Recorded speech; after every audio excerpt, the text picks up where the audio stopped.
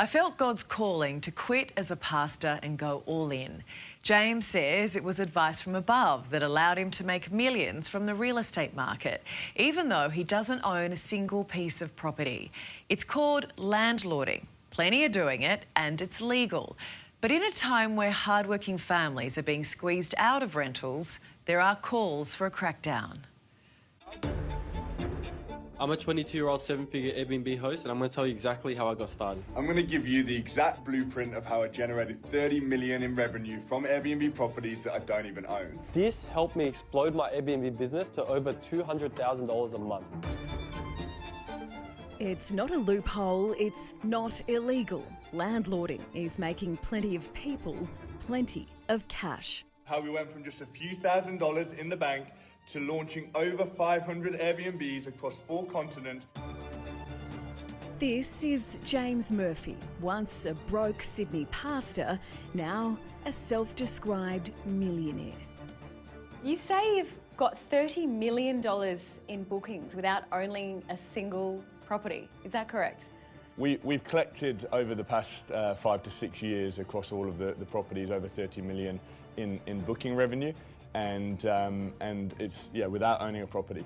That's extraordinary, isn't it? It's powerful to think that you can generate significant revenue without needing to actually purchase properties. And he's not afraid to show off his success. How it can help you to grow cash flow, change your life, level up your lifestyle.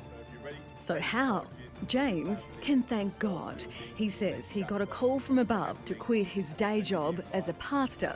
He signs long-term rental leases and sublets them out at a handsome profit on the lucrative short-stay market. So explain how the rent-to-rent works, because I think a lot of people think it's illegal. It's actually a big misconception in Australia and really globally. So the idea of subletting is actually legal with the right permissions. And so as long as you have the permission in the contract from the landlord, comply with strata and council regulations, and it's entirely legal. James leads a dedicated list of disciples, charging a pretty penny for lessons to follow in his footsteps. So we're going to walk you through everything. But here's the issue. It does feel a bit off when you've got people who are desperate, looking for somewhere to live, and they're just being locked out. It may be legal, but City of Sydney councillor Jess Miller questions whether it's right in the midst of a rental crisis. So all of these Airbnb, we reckon? Yeah, there's a lockbox there, a couple up there. Pointing out the lockboxes and piles of linen waiting to be collected as the telltale signs of the short-term rental market, such as Airbnb, Stays and Booking.com. Councillor Miller's leading the charge for change, finding just 3 people are the host of around 800 inner-city properties, pushing out long-term renters. You make way more cash if you're renting out on the short-term rental accommodation market.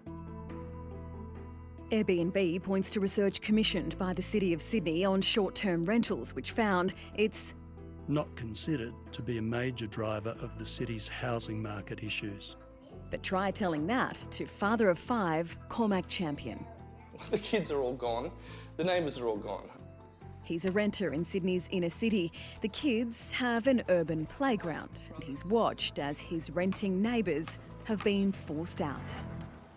It started with a trickle and then it just became a flood of neighbours that were all having to move out because the houses have all become Airbnbs. One of his neighbours just couldn't withstand a $450 a week increase in rent. The landlords can get that money, so fair enough, they've put their investment, why shouldn't they make a good return on their investment?